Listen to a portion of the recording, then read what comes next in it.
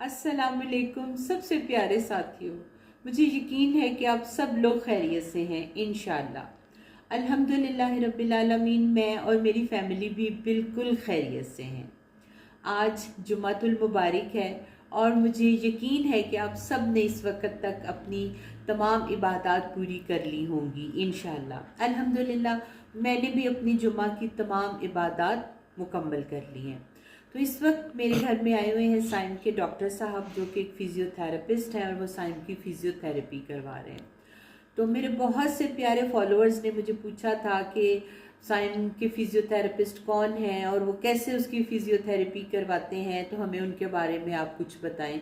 तो मैंने सोचा चले आज ज़रा मैं आपको फिजियोथेरेपिस्ट जो कि साइम के डॉक्टर साहब हैं, मैं आपकी उनसे मुलाकात करवा दूं। और कुछ सवाल जो आप लोगों ने मुझसे पूछे हुए थे, मैंने सोचा चलें मैं ख़ुद उनसे पूछती हूं ताकि वो ऑन द कैमरा इन सवालों के जवाब दें और आप सब लोग भी जो हैं वो सेटिस्फाइड हो जाएं। तो आइए जनाब, मिलते हैं साइम के फिजियोथेरेपिस्ट से और साइम से। आ जाएं।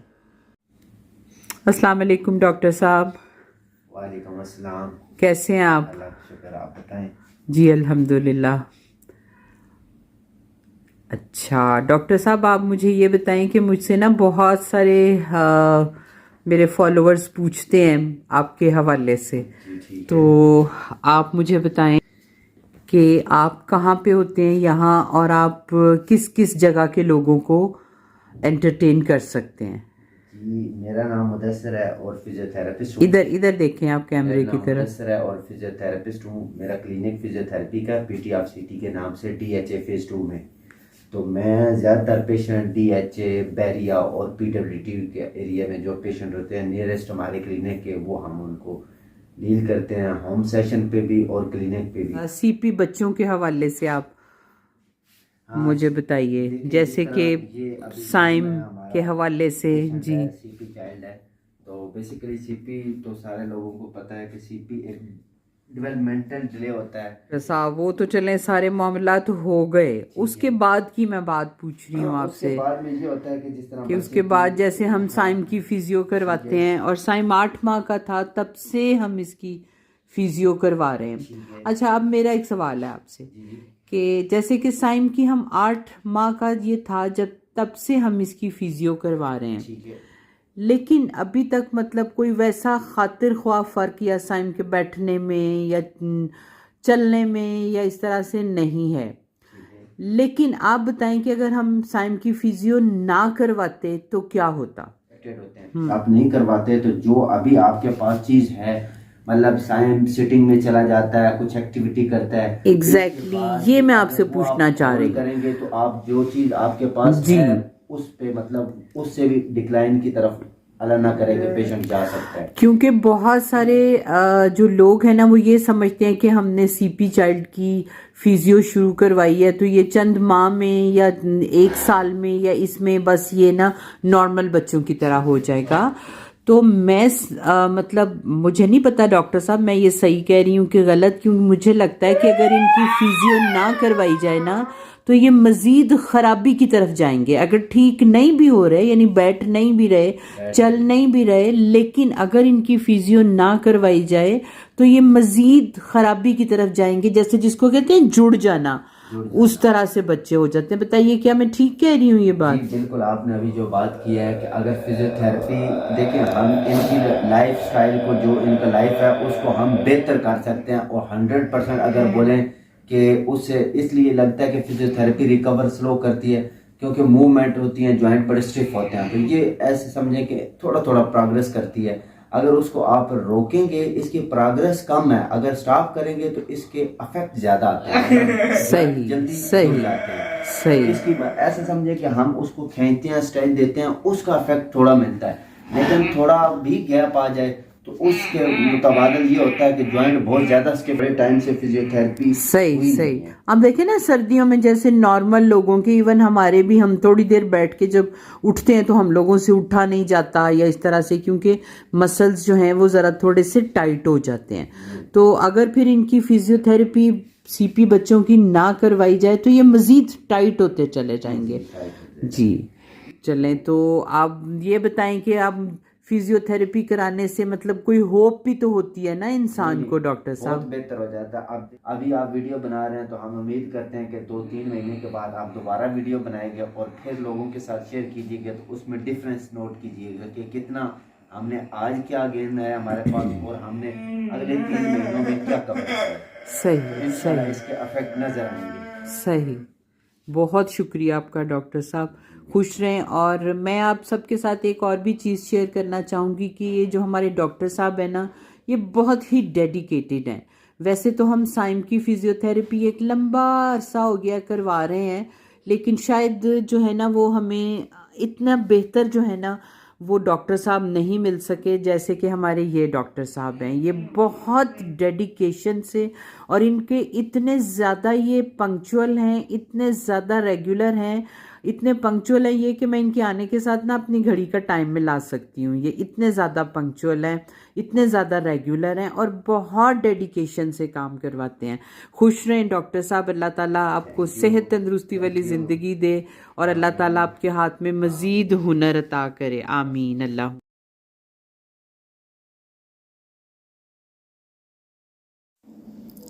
यहाँ मैं आप लोगों को एक छोटा सा डेमो देना चाहती हूँ कि थोड़ी सी कोशिश और मेहनत के साथ माशाल्लाह से साइम खुद से उठकर बैठ जाता है, और ये इसके लिए बहुत बहुत बहुत बेहतर है क्योंकि इसके मसल्स तमाम हरकत में आते हैं। अल्लाह अकबर, जल्दी से सीधा हो जाए, सीधा हो जाए, ऐसे भैया, ऐसे ऊपर देखें, ऊपर देखें, ऐसे ऐसे ऐसे ऐसे ऐसे, बिस्मिल्लाह माशाल्लाह शुक्र अल्हम्दुलिल्लाह, सदके सदके सदके। चलें जी, तो अब चलते हैं किचन में और बनाते हैं अपनी गाजर की रबड़ी खीर। इसके लिए मैंने 5 लीटर दूध ले लिया था, जिसको मैंने एक बड़े पतीले में डाला और बस मैंने उसको एक उबाल दिला के ना उसको हल्की आंच करके मैंने रख दिया, और तकरीबन आधा पौना घंटा ये इसी तरह हल्की आंच पे पड़ा रहा। तो आप देखें माशाल्लाह से कितना अच्छा सा ये थिक हो गया है और इसके ऊपर बहुत अच्छी सी थिक बालाई भी आ गई है। तो इधर जनाब मैंने 1 किलो गाजरें ली थी और इन गाजरों को छील के और इनका जो दरमियान वाला येलो वाला सख्त वाला पार्ट होता है वो भी निकाल के मेरे पास जितनी भी गाजरें बची ये मैंने उनको क्रश कर लिया है। और ये चूँकि रवायती गजरेले से ज़रा 2 लेवल आगे की चीज़ है, इसलिए इसमें गाजरें काफ़ी कम इस्तेमाल होती हैं।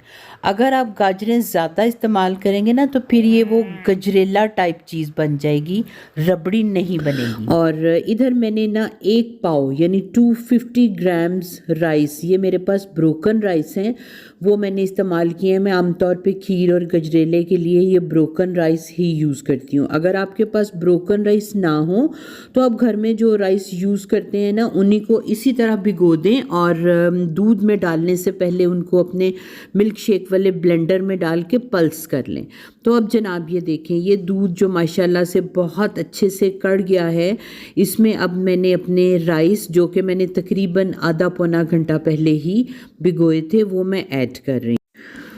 और इसके साथ ही मैंने इसमें 2 से 3 छोटी छोटी सी इलायचियाँ ऐड कर दी हैं। ये मैंने वीडियो बनाने के लिए ऐड की हैं, अदरवाइज़ मैं अगर अपने लिए बनाऊँ ना तो मैं इलायचियाँ ऐड नहीं करती। मुझे किसी भी चीज़ में इलायची की खुशबू जो है वो पसंद नहीं है। वैसे मुझे इलायचियाँ बहुत पसंद है, मैं वैसे खा सकती हूँ, लेकिन अगर इन्हें आप किसी चीज़ में डाल दें तो फिर ये मुझे वो चीज़ में से इसकी खुशबू आती है तो ज़रा मुझे थोड़ी सी अच्छी नहीं लगती। आप लोग मुझे ज़रूर बताइएगा कि आपको अगर इलायची किसी चीज़ के अंदर डाल दी जाए तो उसकी खुशबू कैसी लगती है। जी, तो यहाँ मैंने गाजरें भी ऐड कर दी हैं इसी तरह से, कच्ची गाजरें। कुछ लोग जो है ना वो मैंने देखा है कि इस कुकर में राइस को और गाजरों को पहले गलाते हैं और फिर ऐड करते हैं, लेकिन मैं ऐसे नहीं करती। मैं कच्चे ही चावल और कच्ची ही गाजरें ऐड करती हूँ। अब आपने क्वांटिटीज़ देख ली हैं कि मैं कितनी कितनी ऐड करती हूँ। मैंने 5 लीटर दूध में सिर्फ 1 पाव चावल डाले हैं और 1 किलो मैंने गाजरें ली थी जो कि छील के, और जो बाकी मेरे पास बची थी बस उनको क्रश करके मैंने इसमें ऐड कर दी हैं। और बस आप समझें इसका काम ऑलमोस्ट डन हो गया। बस एक उबाल आने के बाद मैं इसको बिल्कुल हल्की आंच पे कर देती हूँ। और आप देखें ये मैंने तकरीबन इसको पकते हुए कोई 1.5 से 2 घंटे हो गए हैं। और आप देखें माशाल्लाह से कितनी मोटी मोटी बालाई फिर से आ गई है, और सारी चीज़ें जो भी हमने इसके अंदर डाली थी यानी राइस और गाजरें वो बहुत अच्छे से गल गई हैं, और राइस जो है ना वो काफ़ी फूल भी गए हैं माशाल्लाह से। ये आप देखें 1 पाव राइस है, लग रहा है जैसे सिर्फ राइस ही राइस डाले हुए हैं। और बस जब मैंने देखा कि राइस भी बहुत अच्छे से सॉफ्ट होके गल के फूल गए हैं और गाजरें भी गल गई हैं, तो मैंने अपने ना हैंड ब्लेंडर के साथ इसको ब्लेंड कर दिया। बाय द वे वो क्लिप शायद मुझसे रिकॉर्ड नहीं हो सका।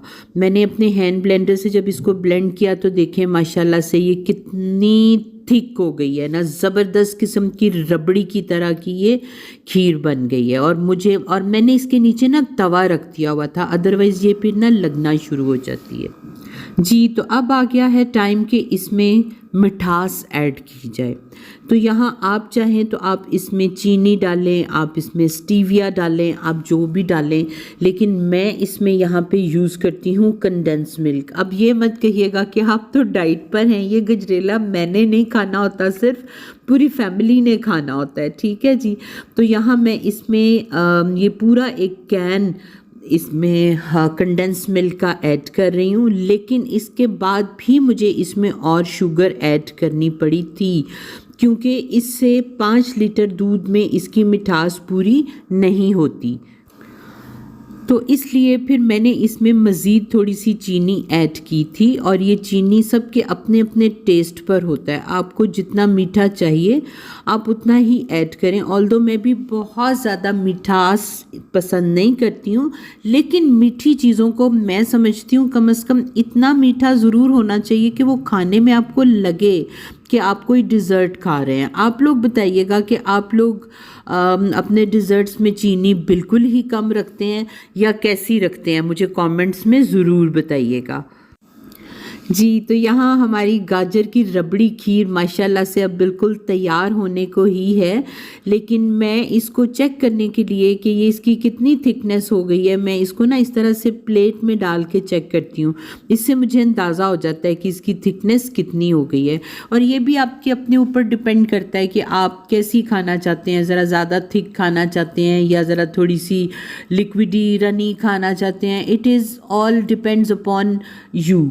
लेकिन मैं और मेरे घर में ज़रा थोड़ी सी थिक साइड पे ये खाई जाती है, इतनी थिक कि आप इसका बोल तोड़ भी लेना तो ये इसकी बाकी जो है वो खीर वहाँ से हिलती भी नहीं है। तो यहाँ जनाब अब ये बिल्कुल देखें इसके इतने ज़्यादा इसके ये बबल्स बन रहे हैं, इसका मतलब ये बिल्कुल रेडी हो गई है। और अब जनाब मैंने इसको बहुत अच्छे से ठंडा कर लिया था, और मैं ठंडा करके अब इसको अपनी डिशेस में पोर कर रही हूँ। इस तरह से मैंने जो घर में खानी होती है उसकी मैं एक डिश बना लेती हूँ, और बाकी जो है ना मैं इसके साथ साथ ख़ुद खाने के साथ साथ सबको खिलाती हूँ। जितने मेरे घर के हेल्पर्स हैं, मेरे नेबर्स हैं, सबके साथ मिल बांट के खाना चाहिए और बहुत अच्छा लगता है। बाकी दूसरे लोग भी इंजॉय करते हैं और मुझे भी बहुत मज़ा आता है। तो यहाँ आप लोग देख लें कि मैंने कुछ बोल जो हैं वो बांटने के लिए भर लिए हैं और एक बोल मैंने अपने घर के लिए भर लिया है। तो बस इस तरह से हमारी गाजर की रबड़ी खीर बिल्कुल रेडी हो गई है। और मैंने सोचा कि जब ये रबड़ी खीर है, ट्रेडिशनल खीर है, तो क्यों ना ज़रा फिर इसको ट्रेडिशनली डेकोरेट किया जाए। तो मैंने जनाब स्पेशली अपने हस्बैंड साहब से कह कर ये चांदी के वर्क मंगवाए, इसके ऊपर लगाए, और रामीन ने इसमें मेरी हेल्प की, क्योंकि मुझे पता है हमारे बचपन में हमारी अम्मी भी इसी तरह लगाया करती थी, लेकिन मैं बिल्कुल भूल गई हुई थी कि इसको कैसे लगाते हैं। तो बस फिर रामीन ने आके थोड़ी सी मेरी हेल्प की, तो हमने ये चांदी के वर्क लगाए और इस तरह से हमारी मज़ेदार किस्म की गाजर की रबड़ी खीर बिल्कुल रेडी हो गई। ये गजरेले से 2 हाथ आगे की चीज़ है। आप लोग इसे बनाइएगा, मुझे यकीन है कि आप लोगों को बहुत मज़ा आएगा। और जो लोग ज़रा ये खीरों के और रबड़ियों के शौकीन हैं उनका तो बस ऐश हो जाएंगे उनके। और सर्दियों में बहुत अच्छा लगता है, बनाने में भी मज़ा आता है और खाने में भी मज़ा आता है। और फिर आजकल बेहतरीन वाली गाजरों का सीज़न भी है, तो इसलिए आप लोग ज़रूर बनाइएगा। मुझे उम्मीद है कि आप लोगों को आज की वीडियो अच्छी लगी होगी और कमेंट्स में मुझे बताइएगा क्या आपकी साइम के फिज़ियोथेरेपिस्ट के हवाले से क्या आप लोगों को ये वीडियो यूज़फुल लगी है। मुझे कमेंट्स में ज़रूर बताइएगा।